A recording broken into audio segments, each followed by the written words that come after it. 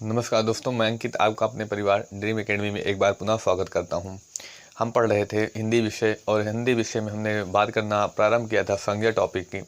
पर हमने बात की थी संज्ञा के प्रकार के बारे में, किन आधार पर उन्हें बांटा गया है। हमने पहले आधार व्युत्पत्ति, रचना या बनावट के आधार पर संज्ञा के प्रकार को पिछले ही पार्ट में कंप्लीट कर दिया। आज हम बात करेंगे अर्थ के आधार पर संज्ञा कितने प्रकार की होती हैं। जैसा सभी को पता है या आप जिन्होंने पिछला पाठ देखा है उनको भी पता है, अर्थ के आधार पर संज्ञा 5 प्रकार की होती हैं। आइए आज उन्हीं की चर्चा प्रारंभ करते हैं।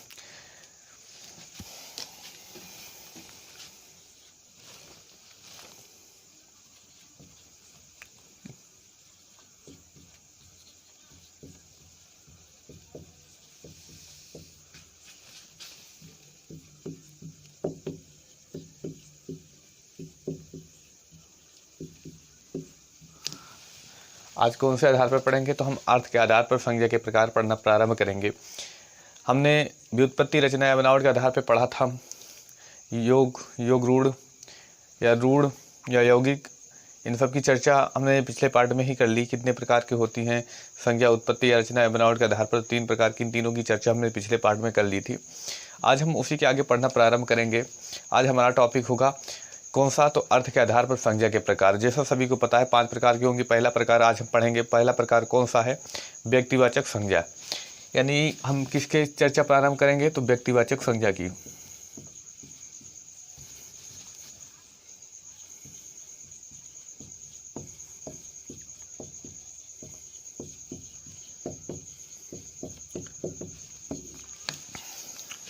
व्यक्तिवाचक संज्ञा, देखिए वनडे एग्जाम में बेहद ही पूछा जाने वाला टॉपिक है। बहुत आसान टॉपिक है, थोड़ा सा टाइम लगेगा इसको पढ़ने में, थोड़ा सीखने में, थोड़ा सा यहाँ पर हम समझेंगे मौखिक में भी और ट्रिक के माध्यम से भी। तो व्यक्तिवाचक संज्ञा होगी क्या, इसी परिभाषा की बात की जाए तो ऐसे संज्ञा पद जिनके द्वारा किसी एक ही व्यक्ति, वस्तु, स्थान या भाव या वस्तु स्थान के नाम का बोध हो, उसे व्यक्तिवाचक संज्ञा कहेंगे। तो हम लिख लेते हैं इसकी परिभाषा।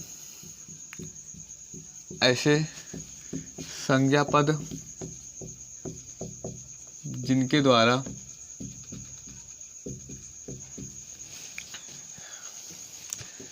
किसी, क्या होगा, तो ऐसे संज्ञा पद जिनके द्वारा किसी एक ही व्यक्ति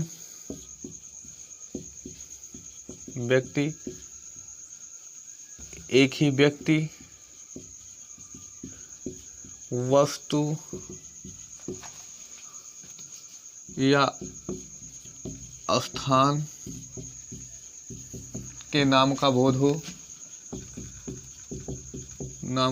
हो, उसे व्यक्तिवाचक संज्ञा कहते हैं। उसे व्यक्तिवाचक संज्ञा कहते हैं। व्यक्तिवाचक संज्ञा क्या होगी, तो माफ कीजिएगा, थोड़ा सा प्रॉब्लम आ गई थी। तो व्यक्तिवाचक संज्ञा क्या होगी? ऐसे संज्ञा पद जिसे किसी एक ही व्यक्ति, वस्तु या स्थान के नाम का बोध हो, उसे व्यक्तिवाचक संज्ञा कहते हैं। क्या हो, हमने परिभाषा की चर्चा की। आइए इसकी ट्रिक क्या है, ट्रिक की चर्चा करें। थोड़ा सा ध्यान रखिएगा, इसमें 3 बातों को मुख्यतः ध्यान रखना पड़ेगा। अगर आप उन्हीं 3 बातों का ध्यान रखते हैं तो निश्चित बात है, हम यह गारंटी लेते हैं कि किसी पेपर में आपकी कोई गलती नहीं होगी, इससे अगर जुड़ा हुआ कुछ आता है तो इसकी ट्रिक की चर्चा करें। इसकी ट्रिक क्या होगी, तो पहला याद रखिएगा, व्यक्तिवाचक संज्ञा नश्वर होती है। अब ये नश्वर शब्द आया है, कई व्यक्तियों को इस नश्वर शब्द का अर्थ ही नहीं पता होगा। तो याद रखिएगा, ये अनेक शब्दों के लिए एक शब्द लिखने में काफ़ी बार पूछा गया प्रश्न है, या काफ़ी इम्पोर्टेंट भी है, वहाँ पूछा जाता है। तो इसका अर्थ क्या होगा? जो नष्ट हो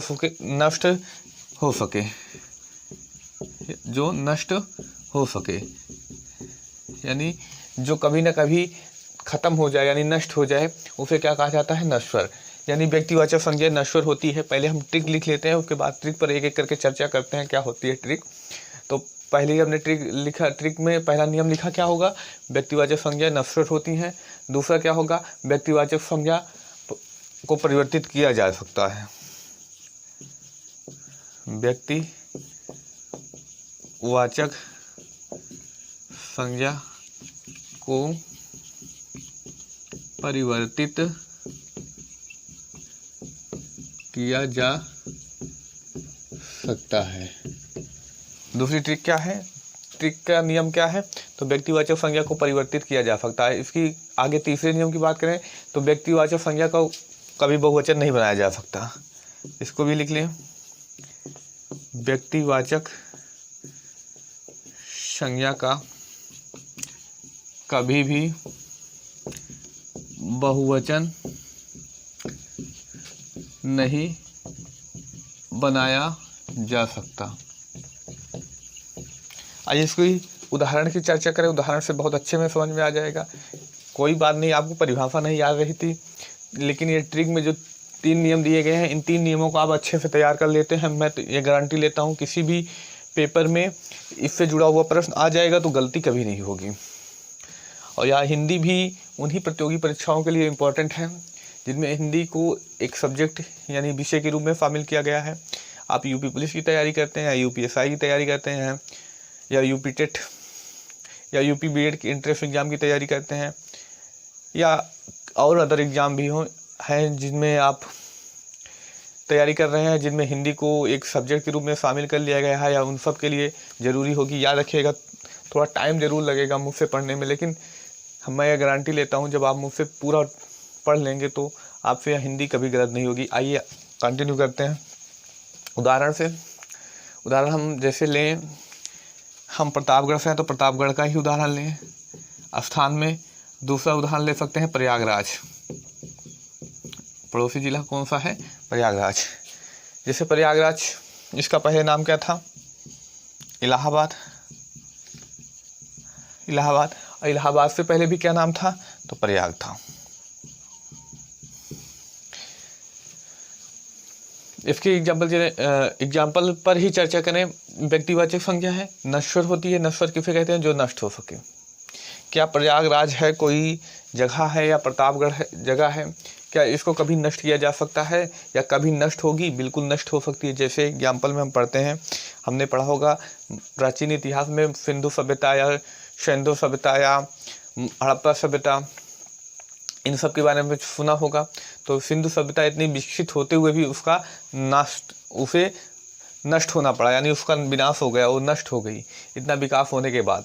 यानी क्या प्रयागराज है, क्या उसी तरह कभी ऐसी स्थितियां बनी जैसे सिंधु सभ्यता के टाइम में बनी थी, तो क्या उस ऐसी स्थितियां में नष्ट नहीं हो सकता, बिल्कुल नष्ट हो सकता है। उसी तरह प्रतापगढ़ भी नष्ट हो सकता है।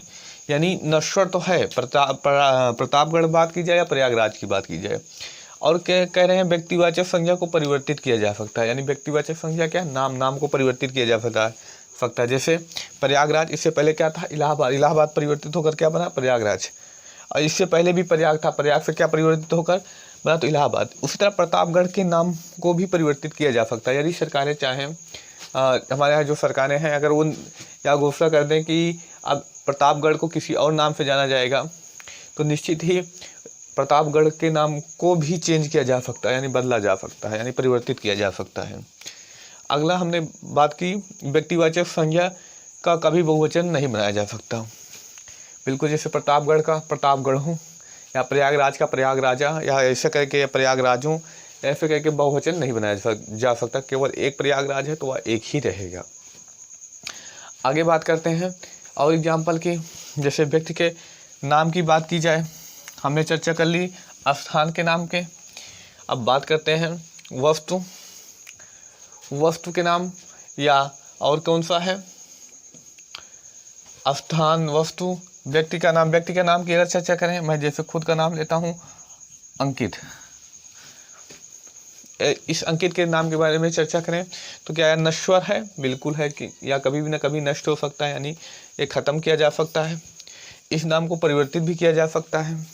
बिल्कुल जैसे मैं चाहूँ, मैं अपना नाम अंकित ना करके कुछ और नाम रखना चाहूँ बिल्कुल कर सकता हूँ, यानी इस नाम में भी परिवर्तन किया जा सकता है।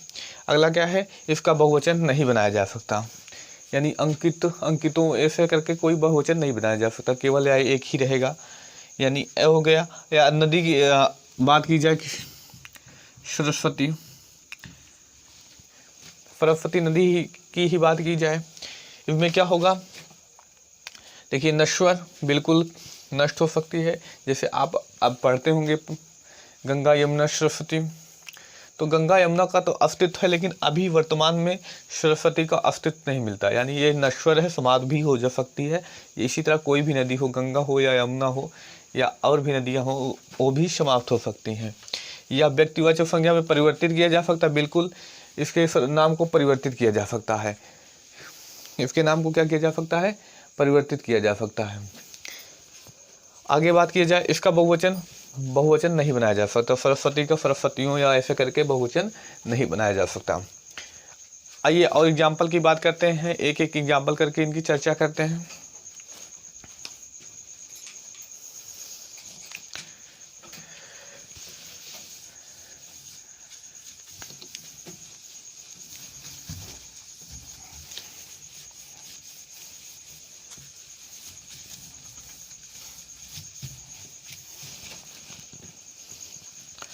अब कुछ हेडिंग जैसे लिखवाएंगे, आप उन हेडिंगों को जरूर तैयार रखिए, क्योंकि वहाँ पे अगर तैयार रहेगी तो आपको याद करने में थोड़ा क्या काफ़ी मदद मिलेगी।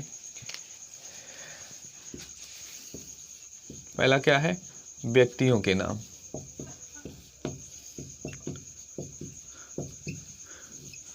जितने भी व्यक्तियों के नाम होंगे, सगे संबंधी हो, आपके भाई बहन या माता पिता, जितने भी व्यक्ति होंगे आपसे जुड़े हुए, जिनके नाम होंगे, वो नाम क्या होंगे, हमेशा व्यक्तिवाचक संज्ञा में होंगे। जैसे कोई भी आप अपने सगे संबंधियों का नाम लिख लीजिए।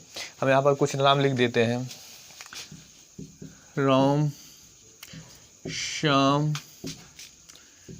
सीता, ब्रजेश,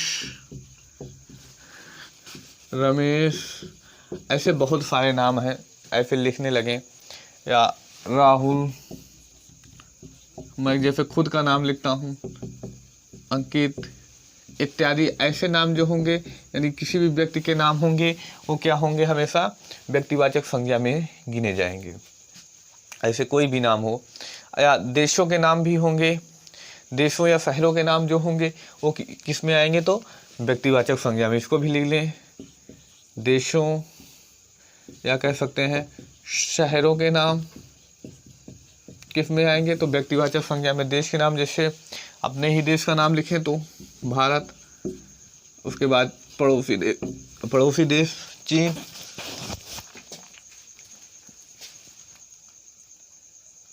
आगे बात करते हैं म्यांमार, श्रीलंका, और नल्ले पाकिस्तान की भी,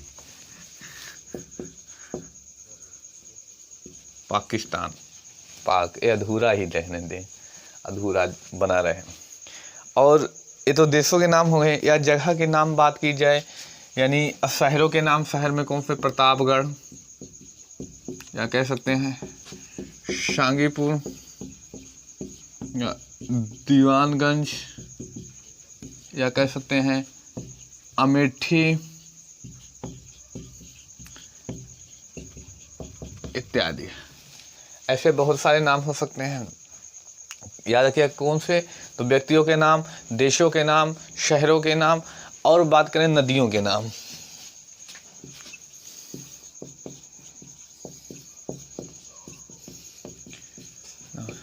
जैसे गंगा, यमुना,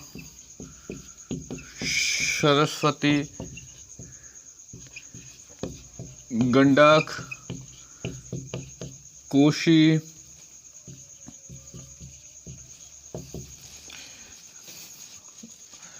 और कोई नाम, उसी गंगा को पद्मा के नाम से भी जाना जाता है, या कह सकते ब्रह्मपुत्र,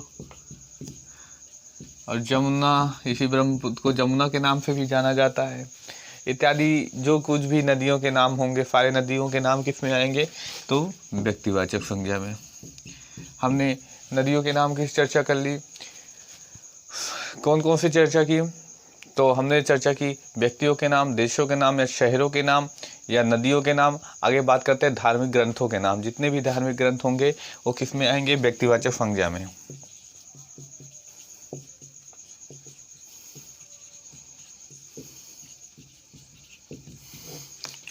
धार्मिक ग्रंथों में कौन कौन से? जैसे रामायण, महाभारत, रामायण, महाभारत, पुराण, या कह सकते हैं बाइबिल, ऐसे इत्यादि जो होंगे सारे ग्रंथों के नाम किस में आएंगे? तो व्यक्तिवाचक संज्ञा में ही आएंगे। आगे चर्चा करते हैं दिशाओं के नाम। तब तक आप लोग बताइए कितनी दिशाएं होती हैं?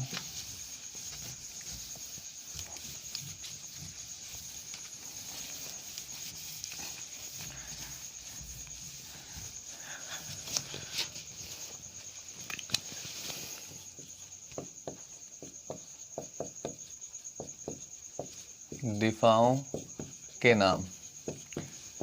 दिशाओं के नाम किस में आएंगे? तो दिशाओं की जितनी भी दिशाएं होंगी उन दिशाओं के नाम व्यक्तिवाचक संज्ञा में आएंगे। अब बताइए कितनी दिशाएं होती हैं? तो आइए हम लिखते हैं, तब तक आप लोग बताइए कितनी दिशाएं होंगी। पहला कौन सा? ईशान। पहली दिशा कौन सी? ईशान। आगे बात करते हैं कौन सी दिशा? तो नैऋत्य।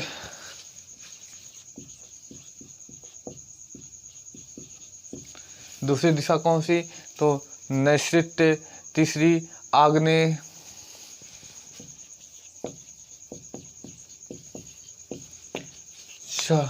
तीसरी दिशा कौन सी? आग्नेय। चौथी कौन सी? वायव्य। कौन कौन सी? 4 दिशाएं। पांचवी दिशा कौन सी? ऊर्ध्व। और छठवीं दिशा कौन सी होगी? तो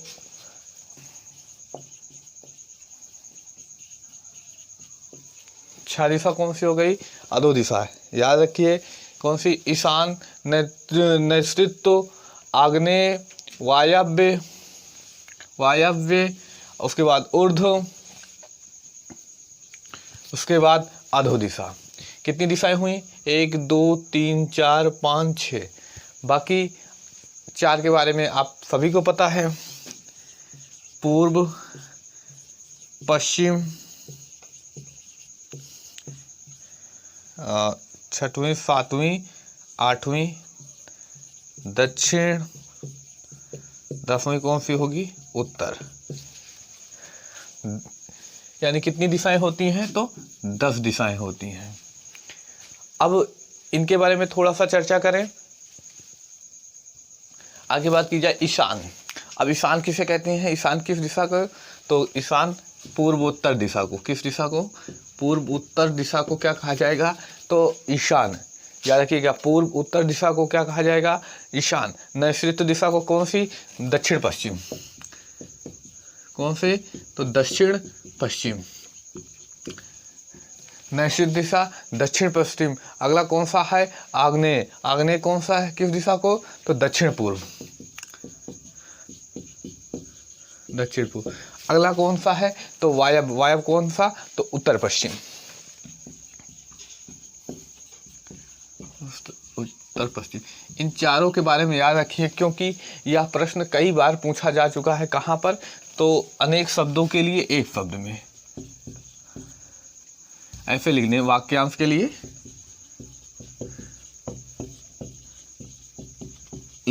एक शब्द में। याद रखिएगा ईशान किसको? पूर्वोत्तर दिशा को। नैऋत्य किस दिशा को? दक्षिण पश्चिम में। आग्नेय दक्षिण पूर्व में। वायव्य उत्तर पश्चिम दिशा में। अब पूछा जाए कितनी दिशाएं होती हैं कुल? तो 10 दिशाएं होती हैं।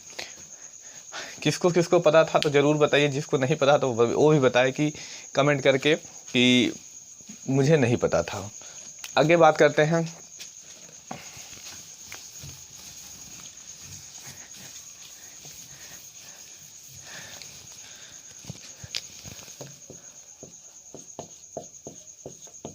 पर्वतों के नाम। पर्वतों के नाम किस में आएंगे, तो पर्वतों के नाम भी इसी में आएंगे, यानी व्यक्तिवाचक संज्ञा में। जैसे हिमालय, अरावली, लिख लेते हैं विंध्याचल, हिमालय पर्वत श्रृंखला, अरावली पर्वत श्रृंखला और विंध्य पर्वत श्रृंखला, विंध्याचल ऐसे लिख ले, विंध्याचल पर्वत। और बात की जाए अन्य देशों की तो कौन कौन से, तो कैलाश पर्वत, एंडीज पर्वत, ऐसे करके कैलाश का भी नाम लिख लें, एंडीज भी लिख लें, अलब्रुज भी लिख लें, क्राकस लिख लें इत्यादि। ऐसे लिखने लगेंगे तो बहुत सारे हैं, लेकिन कुछ हमने लिख लिए। आप लोग भी कुछ इन पर चर्चा कीजिए। हेडिंग याद रखिए, पर्वतों के नाम किस में होंगे, हमेशा व्यक्तिवाचक संज्ञा में। आगे बात करें महीनों के नाम और दिनों के नाम। दिनों और महीनों के नाम, जैसे सोमवार, मंगलवार, या बात की जाए महीनों में जनवरी, फरवरी, मार्च, दिसंबर इत्यादि। दिनों और महीनों के नाम किस में आएंगे, व्यक्तिवाचक संज्ञा में। और बात की जाए ग्रह नक्षत्रों के नाम, ग्रह नक्षत्रों के नाम, ग्रह नक्षत्रों के नाम भी किस में आएंगे, तो व्यक्तिवाचक संज्ञा में। जैसे पृथ्वी, चंद्रमा, बृहस्पति, राहु, केतु, चंद्रमा, बृहस्पति, राहु, केतु, ऐसे 27 नक्षत्र हैं, सबकी चर्चा ही करते इत्यादि लिख देते हैं। यानी कुछ के एग्जाम्पल हमने पढ़ ली। या त्यौहार के नाम, जितने भी त्यौहार के नाम होंगे, होली, दीपावली, ईद आदि त्योहारों के नाम भी किस में आएंगे, तो व्यक्तिवाचक संज्ञा में। जैसे होली, दीपावली, ईद, मुहर्रम इत्यादि। ऐसे भी जो होंगे किस में आएंगे, तो व्यक्तिवाचक संज्ञा में। एक अंतिम बात करते हैं ऐतिहासिक युद्धों के नाम। ऐतिहासिक युद्धों के नाम किस में आएंगे, तो बहुत ही इम्पॉर्टेंट है। ऐतिहासिक युद्धों के नाम किस में आएंगे, तो व्यक्तिवाचक संज्ञा में ही आएंगे। जैसे पानीपत का युद्ध,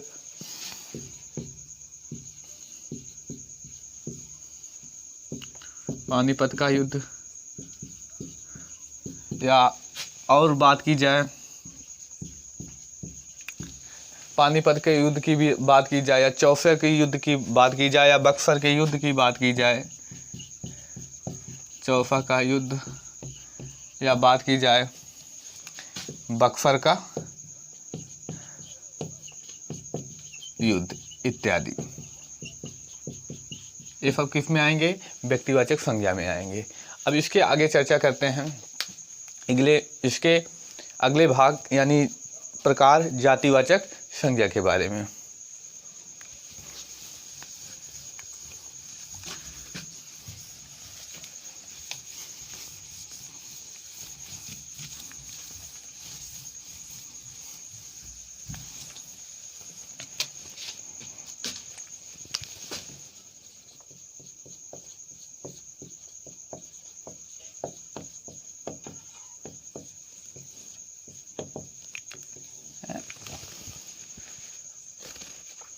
कैसा लग रहा है वीडियो?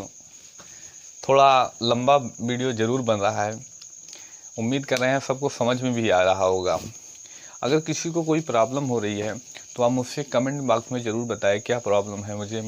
मैं आने वाले वीडियो में इस विषय में चर्चा करूँगा, या मेरे वीडियो में जो कोई भी कमियाँ रह गई हों या मुझ में जो कमियाँ रह गई हों, आप उसको कमेंट बॉक्स में ज़रूर बताइए, ताकि हम आने वाले वीडियो में उस समस्या को दूर कर सकें, ताकि वो हमारा वीडियो और अच्छा बनता चले। और हाँ, यदि मेरा यह वीडियो पसंद आ रहा तो मेरे चैनल को लाइक सब्सक्राइब शेयर जरूर करिए। यदि सब्सक्राइब कर लिया है तो शेयर अपने दोस्तों में ज़रूर करिए। आगे पढ़ते हैं कि जातिवाचक संज्ञा के बारे में। जातिवाचक संज्ञा क्या होती है, इसकी चर्चा करें।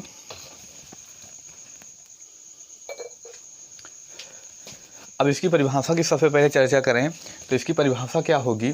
जिन संज्ञा पद के द्वारा किसी वस्तु, व्यक्ति, स्थान के जाति का बोध हो वहाँ पर क्या होगी, जातिवाचक संज्ञा। इसकी परिभाषा लिख लेते हैं।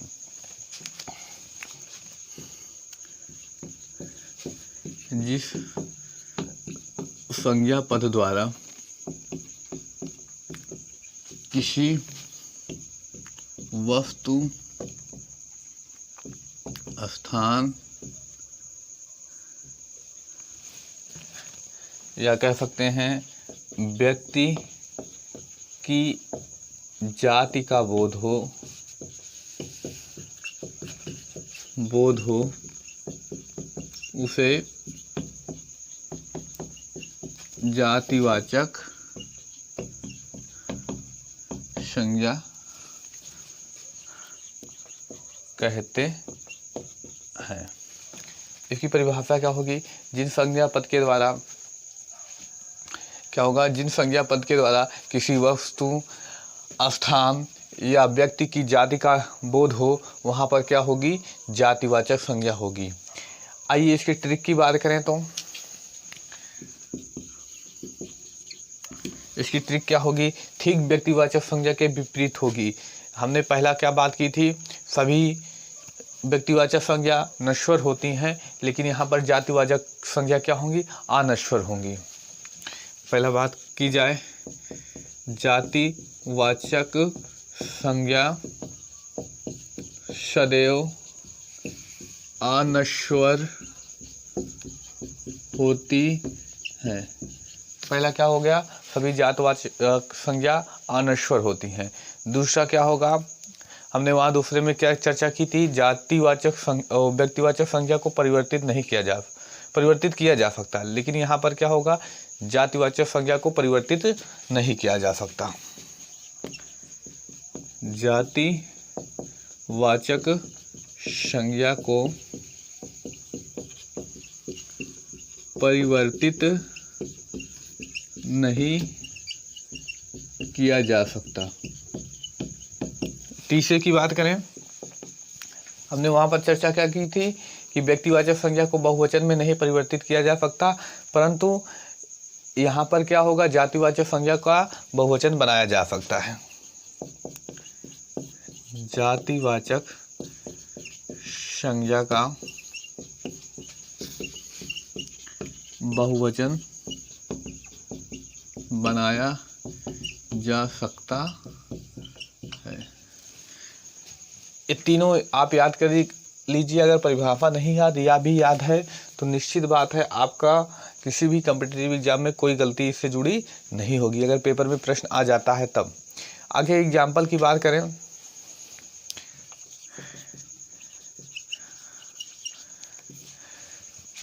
एग्जाम्पल में सबसे पहले बात करते हैं मनुष्यों की जाति के बारे में।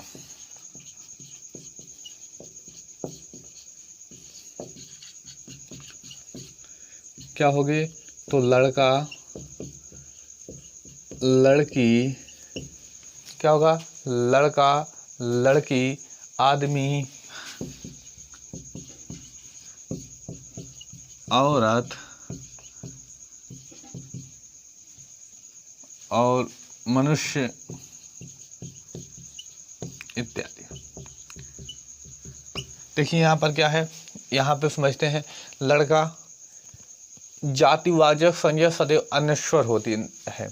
हमने नश्वर की चर्चा की थी, जिसका नष्ट किया जा सके, यानी जिसको नष्ट किया जा सके, और यहाँ पर अनश्वर है यानी जिसको नष्ट ना किया जा सके। जैसे लड़का एक जाति है तो जाति को कभी नष्ट नहीं किया जा सकता। जैसे एक लड़का होगा, उसकी मृत्यु होगी, वो हम खत्म हो जाएगा, लेकिन लड़का जाति कभी नष्ट नहीं होगी, या लड़की जाति कभी नहीं नष्ट होगी। आदमी है तो आदमी कभी नहीं नष्ट होगा, मतलब उसकी जाति नहीं नष्ट होगी। औरत है तो औरत जाति कभी नष्ट नहीं होगी। दूसरा क्या है, जातिवाचक संज्ञा को परिवर्तित नहीं किया जा सकता, बिल्कुल नहीं परिवर्तित किया जा सकता। लड़का है तो इसको लड़की नहीं किया जा सकता, लड़की है तो लड़का नहीं किया जा सकता, या आदमी है तो उसको औरत, या औरत है तो आदमी नहीं किया जा सकता। यानी जो जिस रूप में होगा उसको उसी ही रूप में लिखना पड़ेगा, यानी वो परिवर्तन नहीं किया जा सकता, परिवर्तनीय नहीं है। जातिवाचक संज्ञा का बहुवचन बनाया जा सकता है, बिल्कुल। लड़का का क्या हो सकता है, लड़कों, लड़कियां, मनुष्यों बहुवचन हो जाएगा, आदमियों, औरतों बहुवचन बनाया जा सकता है। हमने इनकी चर्चा कर ली, और एग्जाम्पल की चर्चा करें तो और कौन कौन से होंगे, तो पशु पक्षियों की जाति,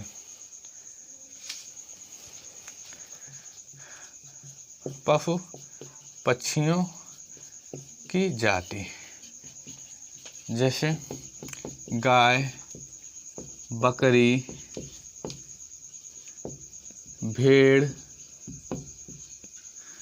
या पशु पक्षियों बात की जाए तो तितली, कीट पतंग भी इसमें आएंगे, तो तितली, तोता, मोर इत्यादि। यहाँ ध्यान दीजिए, गाय है या अनश्वर होगी, यानी गाय के को कभी नष्ट नहीं किया जा सकता। एक गाय मृत्यु होगी लेकिन उसके एक जो ग्रुप होगा उसको कभी नष्ट नहीं किया जा सकता या परिवर्तित नहीं किया जा सकता। गाय से बैल नहीं बनाया जा सकता, या इनको गाय है तो कुछ और नहीं किया जा सकता।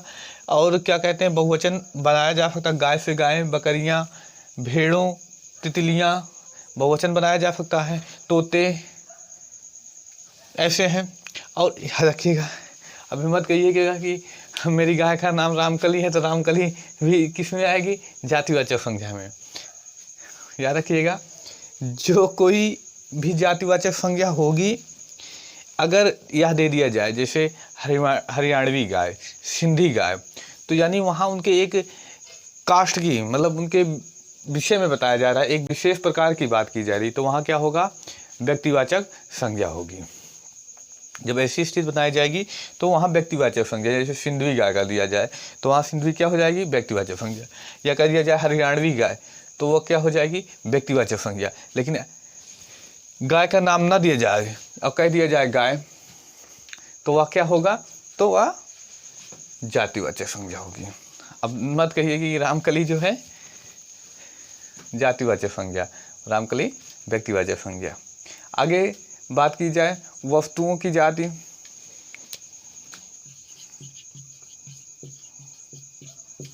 वस्तुओं की जाति, जैसे घड़ी, फोन, या और बात की जाए, घड़ी हो गया, फोन हो गया, कलम हो गए, कुर्सी, मेज, कलम, कुर्सी, मेज। देखिए, घड़ी, यानी घड़ी बात की जाए तो यानी इसमें सारी घड़ियाँ आ जाएं, दीवार घड़ी हो, हाथ घड़ी हो, या ऐसे करके दे दिया जाए सोनाटा घड़ी, तो वह किस में आ जाएगी, व्यक्तिवाचक संज्ञा में। क्यों, क्योंकि उसको नाम दिया गया, केवल एक स्पेशल घड़ी के बारे में चर्चा की जा रही है। लेकिन यहाँ पर जब घड़ी कहा जाएगा तब क्या होगा, तो जातिवाचक संज्ञा। या ऐसे फ़ोन की बात की जाए, फ़ोन तो सारे फ़ोन, चाहे जो हो, चाहे रियलमी का हो, चाहे वो वीवो हो, ओप्पो हो, माइक्रोमैक्स हो, या अदर कंपनियां भी हों, सैमसंग हो, तो वो किस में आ जाएंगे, फ़ोन में। अगर फ़ोन की बात की जाए तो सारे फ़ोन आ जाते हैं, तो वो क्या होगी, जातिवाचक संज्ञा। लेकिन अगर अभी फ़ोन का नाम दे दिया जाए, जैसे रियलमी का फ़ोन या सैमसंग का फ़ोन, तो सैमसंग फ़ोन, तो किस में होगा, व्यक्तिवाचक संज्ञा में। आगे बात की जाए वस्तुओं की जाति, हमने बात की, इसके बाद चर्चा करते हैं पदों की जाति के बारे में।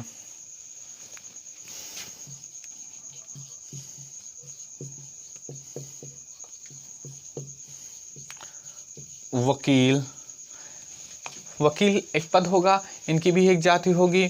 शिक्षक, किसान, डॉक्टर, शिक्षक, किसान,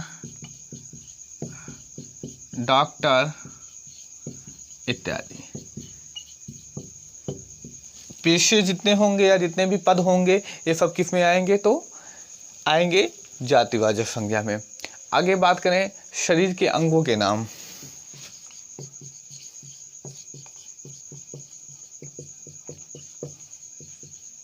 जितने भी शरीर, हाथ, पैर, मुख, नाक इत्यादि जितने भी शरीर के अंगों के नाम होंगे वो किस में आएंगे? जातिवाचक संज्ञा में। आगे बात करते हैं, आगे इसके बात करें तो इसके में क्या होगा? जितने भी संबंधों के नाम आएंगे वो किस में आएंगे? जातिवाचक में। उसको भी नोट कर लें।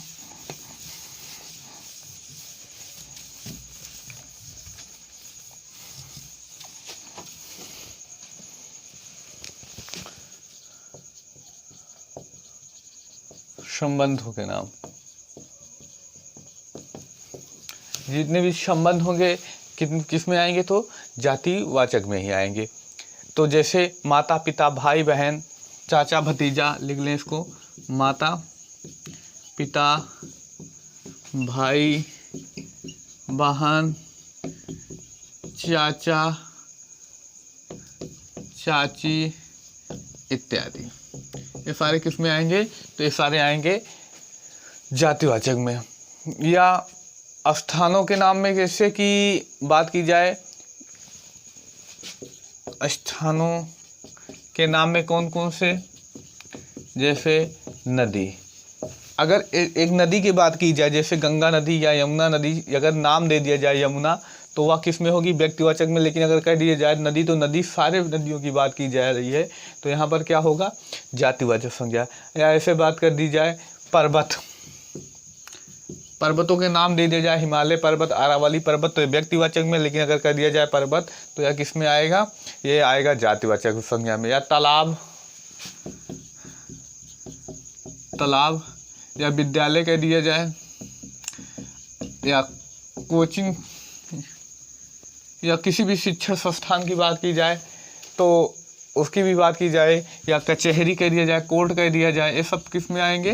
तो आएंगे जो है जातिवाचक संज्ञा में। विद्यालय या कोचिंग के नाम कह दिया जाए, अगर कोचिंग का नाम ले लिया जाए ड्रीम एकेडमी प्रतापगढ़, तो यह किस में होगा? तो यह होगा व्यक्तिवाचक संज्ञा में। लेकिन अगर कोचिंग कह दिया जाए तो यह कोचिंग किस में होगी? तो जातिवाचक संज्ञा में, क्योंकि इसमें सारी कोचिंगें आ जाएंगी। अगला टॉपिक बहुत ही महत्वपूर्ण है, प्राकृतिक आपदाओं के नाम।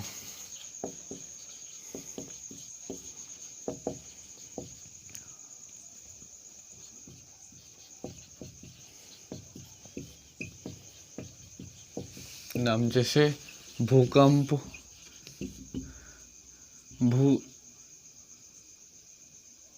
भूकंप हो गया, और ज्वालामुखी, जैसे भूकंप, ज्वालामुखी, तूफान, बर्फबारी इत्यादि। तूफान, बर्फबारी इत्यादि, ये सारे किस में आएंगे? तो ये सारे आएंगे जातिवाचक संज्ञा में। अब जातिवाचक संज्ञा में इतने ही टॉपिक आते हैं। आगे हम बात करते हैं पदार्थवाचक संज्ञा के बारे में। तीसरे प्रकार कौन सा? तीसरा प्रकार है पदार्थवाचक संज्ञा।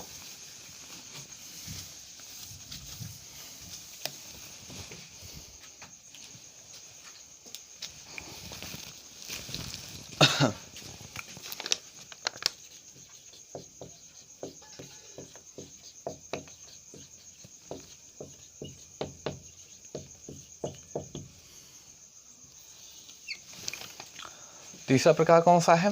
तो पदार्थवाचक संज्ञा। इसकी चर्चा करें, याद रखिएगा, थोड़ा सा इसके बारे में हम सुन लें। ऐसे संज्ञा पद हैं जिनका माप तोल होता है, यानी ये सारे हमारी आवश्यकताएं पूरी करने के काम आते हैं। इनकी सबकी चर्चा करें, थोड़ा विस्तार से चर्चा करते हैं पदार्थवाचक संज्ञा के बारे में। तो पदार्थवाचक संज्ञा, या इसी को क्या कहते हैं? पदार्थ को क्या कहा जाता है? द्रव्य। इसी को कह सकते हैं द्रव्यवाचक संज्ञा। याद रखिएगा, चाहे पूछा जाए पदार्थवाचक संज्ञा या इसी पदार्थ को द्रव्य कहा जाता है, तो कह दिया जाए द्रव्यवाचक संज्ञा, तो बात दोनों की एक होगी। ऐसे संज्ञा पद जिनसे किसी पदार्थ का बोध हो उन्हें क्या कहा जाएगा? पदार्थवाचक संज्ञा। इसको लिख लें, ऐसे संज्ञा पद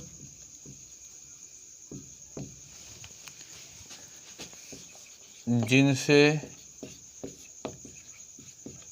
किसी पदार्थ का बोध हो उन्हें पदार्थवाचक संज्ञा कहा जाता है। ऐसे संज्ञा पद जिनसे किसी पदार्थ का बोध हो उन्हें पदार्थवाचक संज्ञा कहा जाता है। इससे जुड़ा हुआ थोड़ा सा हम नोट करके लिख लें या समझ लें, थोड़ा सा समझने वाली चीज़ है। याद रखिएगा, पदार्थवाचक संज्ञाएं जितनी भी होंगी इनका माप तौल होगा, और पदार्थवाचक संज्ञाएं जितनी होंगी हमारे शारीरिक क्रियाओं में संचालन होंगे। या अगला का पॉइंट होगा, इसमें पदार्थवाचक संज्ञा का माप तौल होगा। 2 पॉइंट हमने नोट किए। अगला बात करें, पदार्थवाचक संज्ञा का बहुवचन नहीं बनाया जा सकता है या सदैव एक वचन में होंगी। इसको नोट कर लीजिए, नोट करके पदार्थवाचक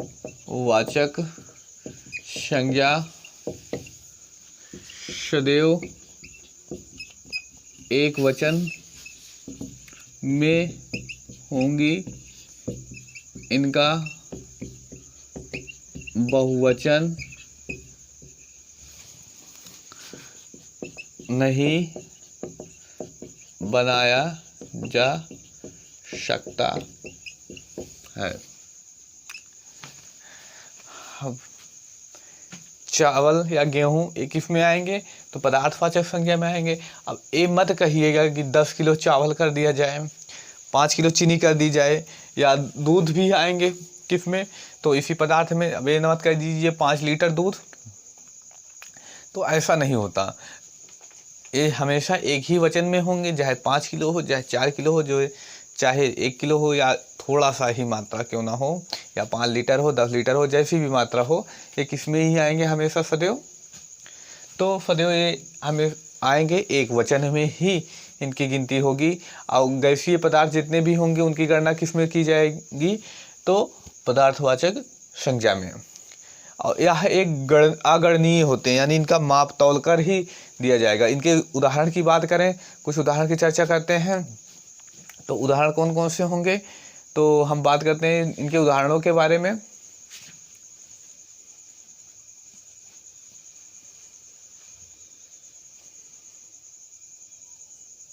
चलिए बात करते हैं उदाहरण। दूध, लिक्विड पदार्थ जितने होंगे, दही, घी, मट्ठा, या और भी बात की जाए पानी, या गेहूँ, या एक बात की जाए चावल, या अन्य कुछ भी बात की जाए, किस में आएंगे, तो पदार्थवाचक संज्ञा में। या और भी बात की जाए, गैसीय पदार्थों की बात की जाए, तो ऑक्सीजन,